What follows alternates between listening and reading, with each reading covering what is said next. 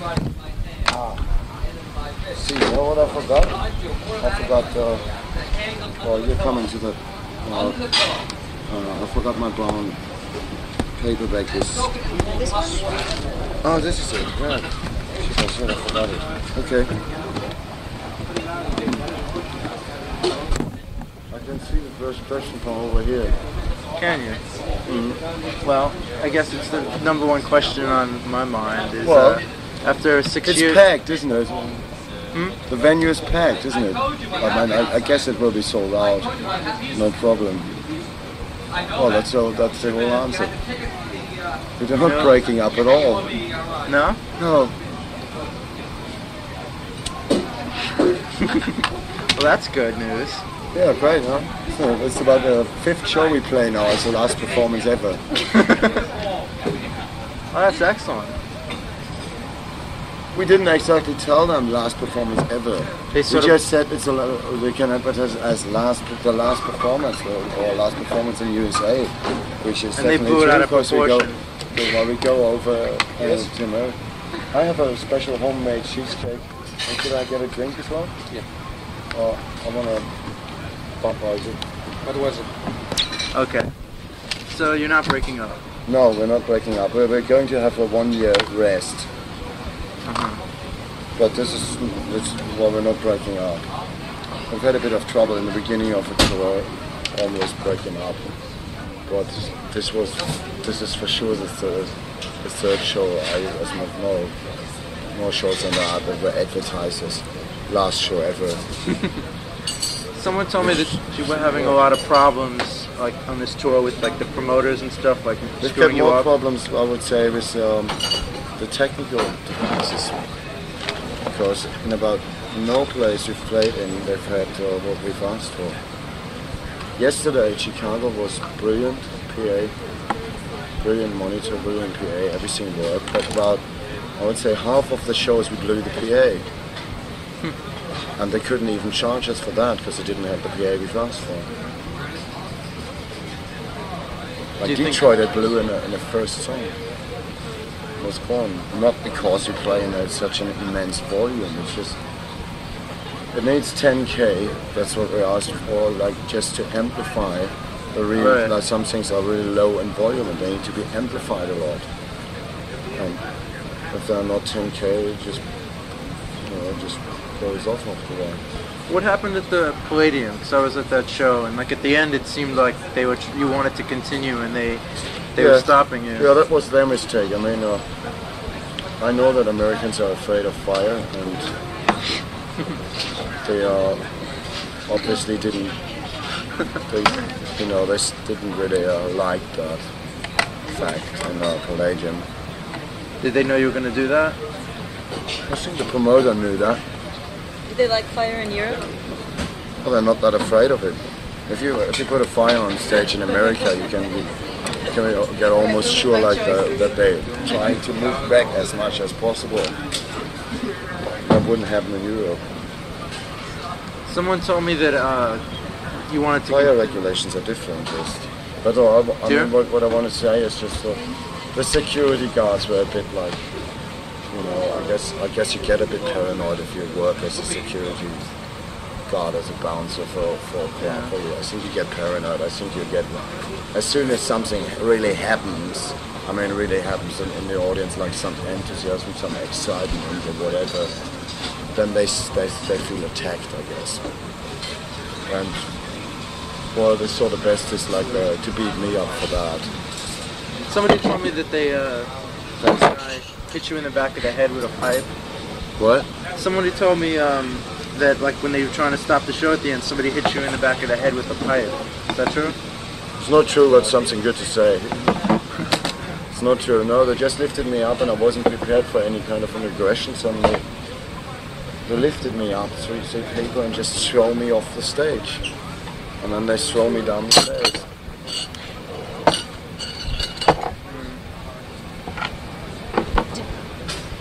In America, we have to go through fire drills when we're little kids and stuff at school. And it's because in Chicago, once this Catholic school set on fire, and And everyone just went crazy. They threw all the kids out the window, and all the nuns jumped out the window, and like 300 people died. Well, we have to do fire drills like once a year, you know, that suddenly the fire alarm starts. And then you have to go and, you know, you have to go down the stairs and just get together on the curb or whatever. Thank you. That's almost it. Yeah. Well, the next question doesn't matter because you're not breaking up. I was going to say, after 6 years of doing this, do you think you've taken it as far as it can go, or do you still have things left to do in it? I think there's things to do in it. Are you releasing another album soon? Yeah, we've got another album recorded.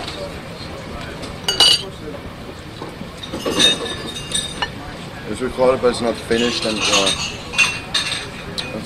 think it's going to be released, like, say, October or something like that. Did you record something with Diamante Glass? No, I didn't record. She's just a good friend of mine, and didn't record anything, so we were both too afraid of each other. Phone call. Oh, phone call. Somebody else told me that you might be doing something with Strawberry Switchblade. I've never heard of them. That's interesting. Rumors aren't very good then, I guess. No, You mean I definitely don't know them. 3-year-old daughter? How do you manage to split your time between Neubauten and when you're working the bad suits? Neubauten comes first. That's the way I split the time. Do you think that through playing with them that you've influenced Nick Cave, or he's influenced you, or is anything cross-pollination at all? Well, that's hard to say. I mean, I guess the music we're doing is about Seat is especially different than what the birthday party was. That's what it seemed to me. I don't think he needed any influence at all. I mean, I just kind of I play guitar and trying to do that in a way that I like it, and usually he likes it in the way I do it.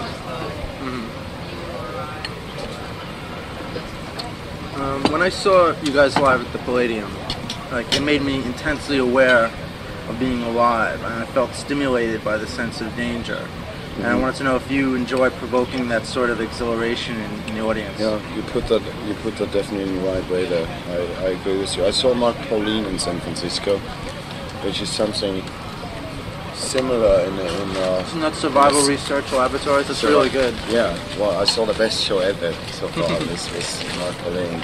But this is something that is similar so far in the sense of danger in it.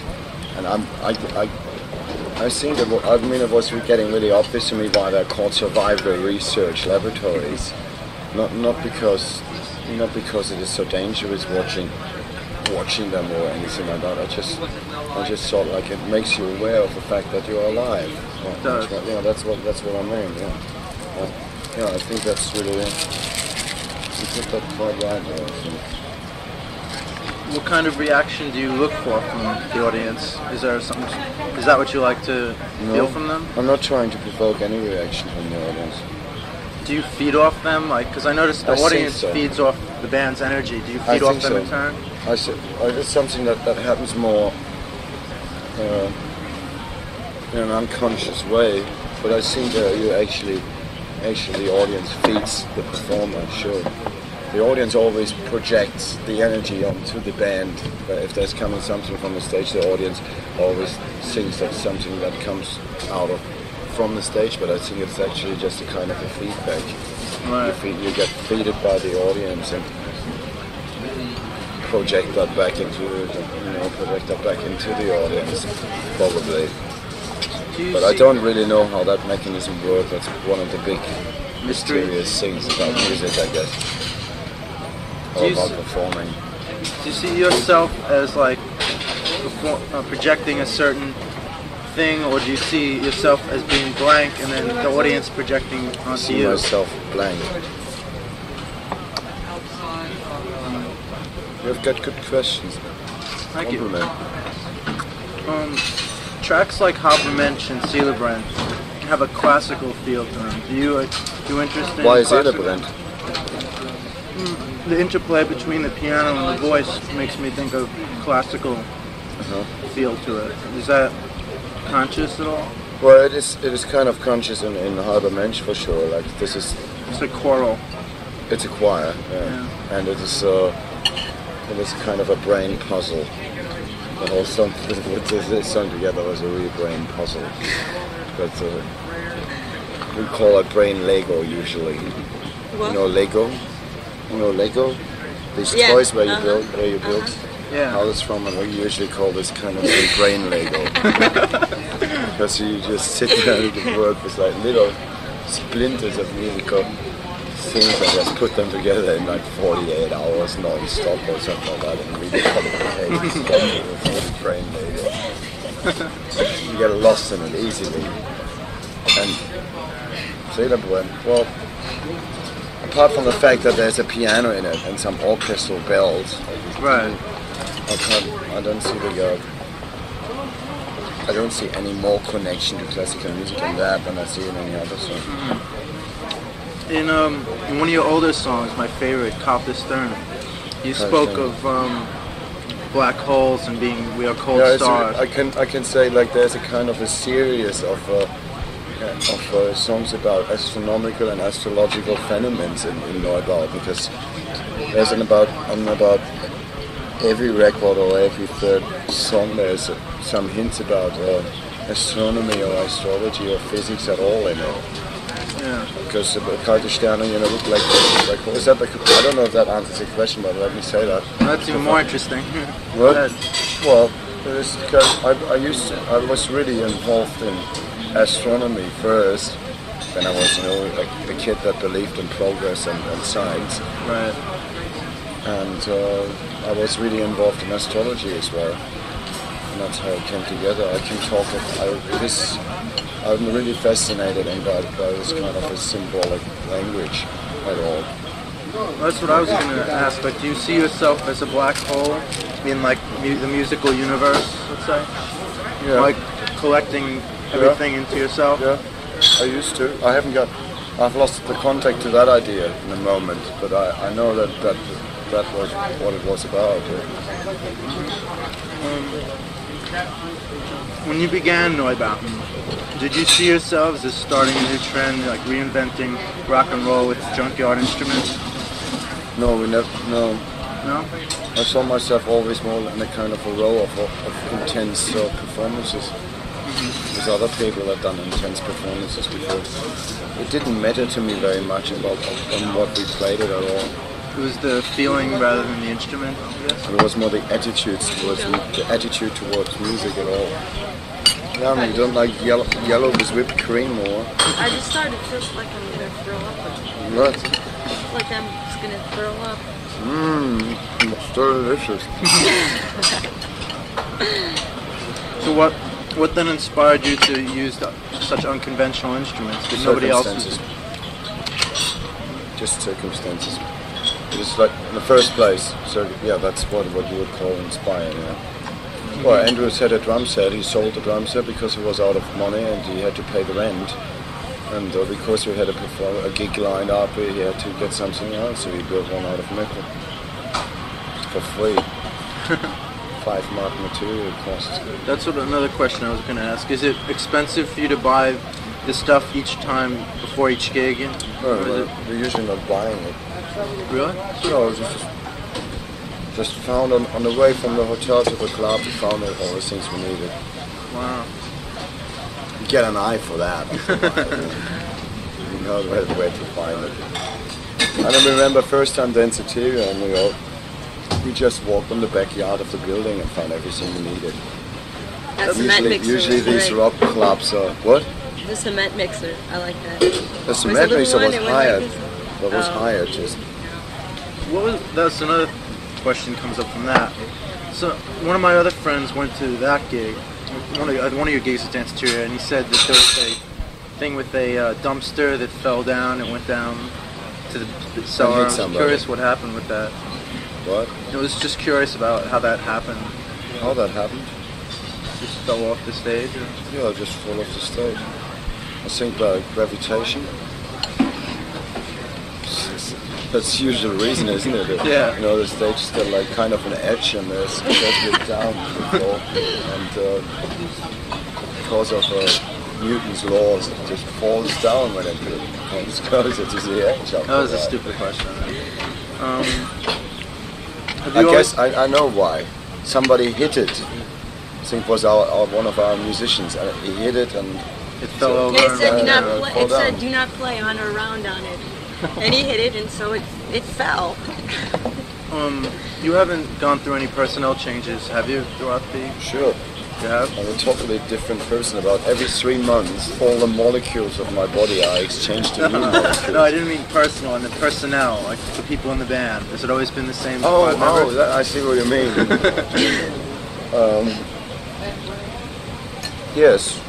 From 1980 to 1986, we had a lot of personal changes. First, it was Andrew and me and 2 girls. One of them of malaria, and I don't know if you know malaria, all-girl band from Berlin. Like in that time, they were called Mania D. And the other one from a band called Liaison Dangereuse. I don't know if you know them. Them I don't know. Oh, that was the ex-DAF synthesizer player and the girl and the singer.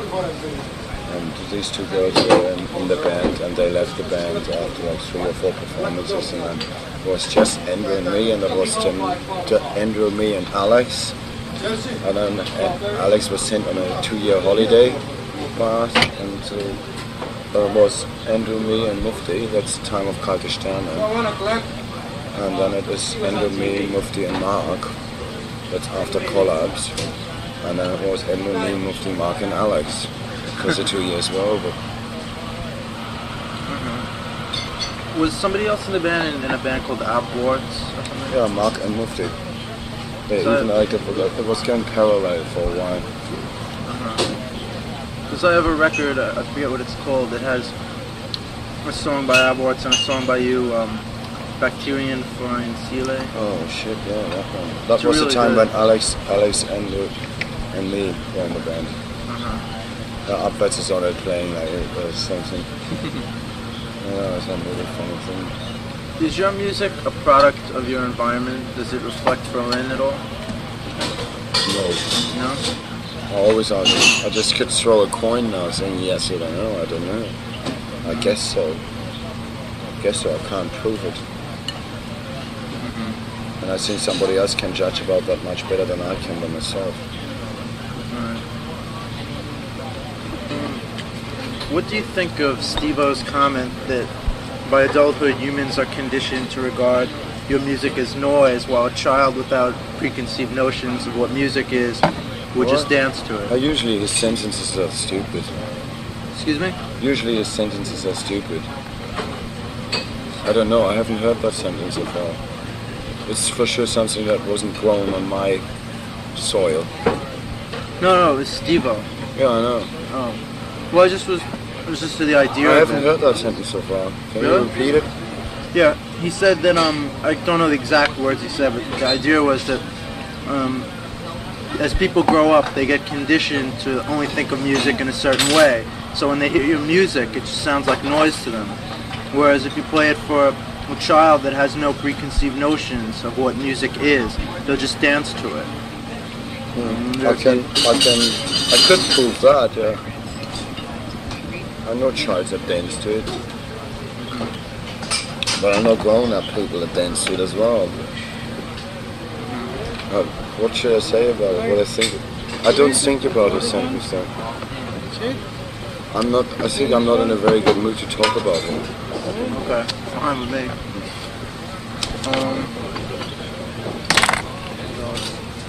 You're getting nervous. No, just restless. Did you play in New York in 1983? I almost saw you. It was really strange because Oh, you didn't I was see only me? there. No. When did you see me then? What? I saw you in '84. Probably it was 84 then. No, there was Oh no, this year was before. I was cancelled. only in New York for 2 days. It was the first This time was I'd been cancelled. there. It was? Oh, good thing They I played didn't a go different then. band. A different band played that lives in Berlin now. They're from New that's York. what They're called Turbo Hydromatics or something like that. Well, it's good I didn't go And there. they're in Berlin now, and they played there as exchange for us because I can't remember why. There was some visa problems or something like that. Didn't get a visa or anything, or something like that happened, and so we couldn't play. And I couldn't go either. I only had $10 in my pocket. I just got off the plane from Europe, and I was like just wandering around the street, and I like looked up, and some I don't know. When did you see it first? Hey, did you see it first in the Palladium? Yeah. I was really impressed. It was a really great show. Yeah, I think the Palladium show was quite good, and especially the show yesterday in Chicago was excellent. But I love Chicago. I really like Chicago a lot. I don't like New York that much. I like Chicago a lot. Did you get a good response across the America? Yeah. Well, in general, yes, sure. We didn't have a concert without encore except the PA was blown. Oh yeah, we didn't have an encore in the Palladium, of course. Yeah. At that show, there was a girl who was really like out of her mind, and she ran on the stage and was just dancing around like totally out of her mind. I was wondering if like throughout the history of your band, like do you cause a lot of people in the audience to lose control like that? Like do they really just let their inhibitions go? I have to say, I notice if somebody is suddenly on stage. I notice that, but I don't notice what else is going on. When Mufti nearly cut off his leg once in a concert, and I didn't even notice that he was carried to the hospital to the end of the show. I didn't notice there was one member missing on stage. I heard that girl was freaking out on ecstasy. That's why Really? she did that. Yeah, it's the first time she ever took I guess there are millions of rumors about that. I know the truth, but I won't tell it.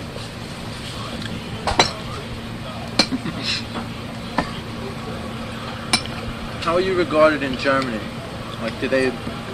Well, Germany is still kind of a colony of Anglo-American culture. So there was before we decided not to play in Germany anymore, which was like 1982. We decided not to play there, and we didn't play there till like 1984, except one show in Berlin every year. But apart from that, we didn't play in Germany. And I think before there was kind of a feedback from I was signed to an English record company, getting records released, getting pressed there, and they all react on that feedback. Suddenly everybody wanted to hear us again. It's still sad. I mean, that happened to like all German bands before. That happened to Kraftwerk, it happened to King, it happened to all of them. So You don't get recognized in your own country until after you've made it someplace else. yeah, I've read that somewhere before. So it was a very old book. You know, the prophet doesn't mean anything in his own country. Where do you see yourself in 5 years with the band? Or you don't look ahead? No, not 5 years. 5 days. It's fine. 5 days I will be in Austria. About 5 years. Any other plans upcoming? Yeah, I have to think of something to do in the year in between now. You're gonna do solo work? I don't know. I haven't really made up my mind. I think I rather want to work with a band. Like, I mean, this is solo for me as well. Right. I remember reading once that you said that the difference between a band like Neubauten and a band like Test Department is that you are all individuals, like striving for your own things rather than one all striving for one. I still agree with myself there. I think what, especially like Test Department, they've got this idea of, I don't know if I should call it solidarity, which is not the right word. I know what you mean. You know, it's like, I can understand for a band like Laibach. I don't know if you know Laibach. I've heard of them, yeah. Laibach from Yugoslavia. They've got a very strong idea about, like, you know, kind of uniformity. And so Test Department's got a similar idea. I like them all personally. I think they're nice persons. But this band is just a bunch of individuals. It's a real anarchist idea, and it just Right. Nobody can like stop somebody else in doing something. I can't say to Andrew, don't play this or don't play that. If he does it, he's doing it, and nobody is able to stop him. That's Right. kind of the basic law in how we play. And it all works. I can hate it, but that's all.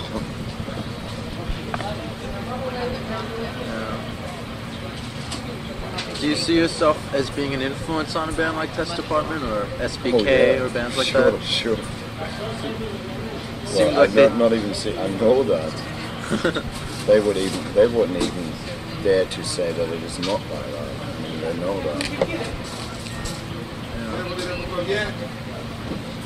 And I've never heard of a band called SBK. I think they stole some stuff from you as well. Oh yeah, definitely. They stole more than you think. They stole even their haircuts and things like that. I saw them. When I saw them the first time, it was like after their drastic change towards metal beating.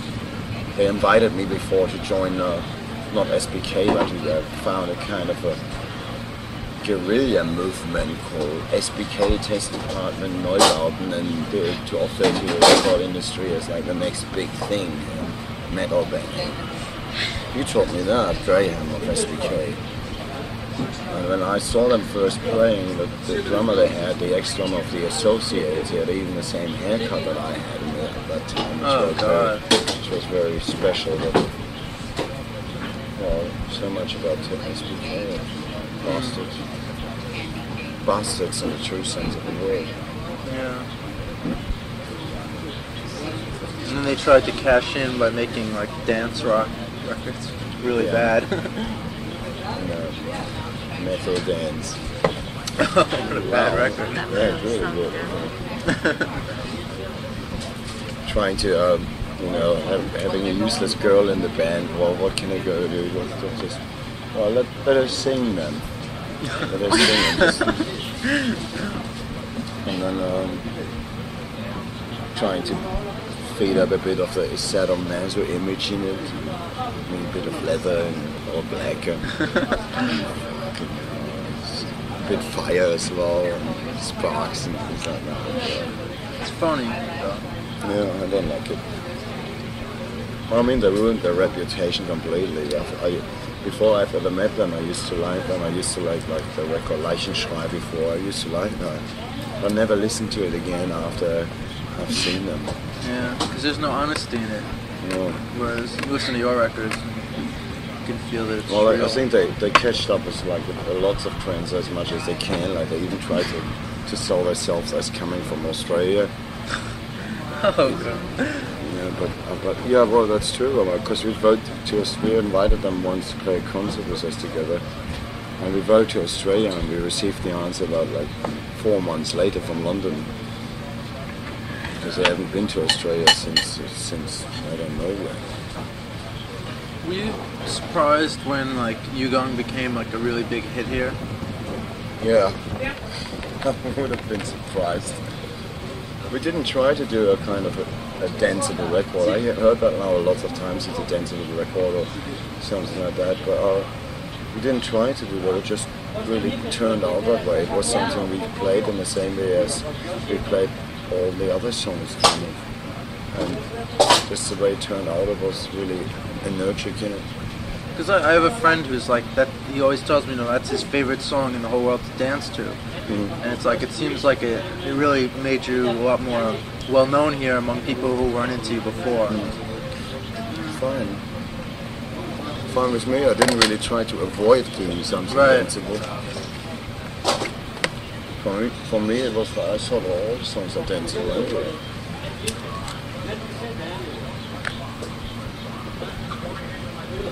But I can see the difference, sure.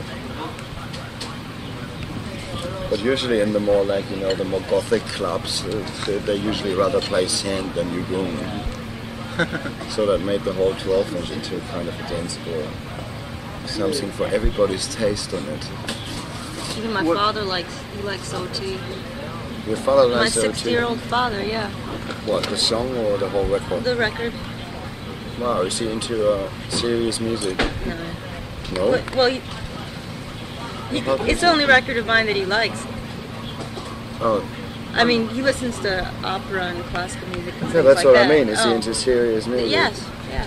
Yeah, that's why. Because I've listened to it recently, and I thought that's got a lot of real heavyweight ideas in it. It seems like modern Beethoven to me. That's interesting.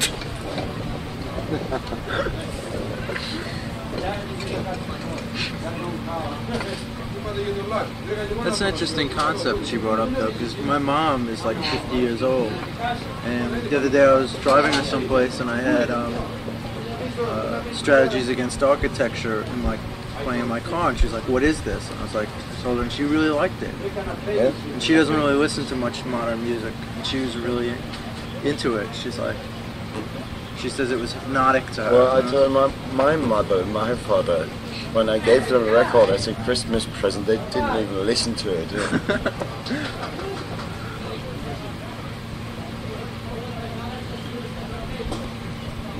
Yeah, Right. my parents would buy a copy of Me Killed Me First Year movie I was in. What? My parents, I sent them something to form so they could send in for a video of the film I was in, and they would absolutely not have anything to do with it. Poor child. Oh, is that it? All right. Pretty much. Say hello to your grandmother.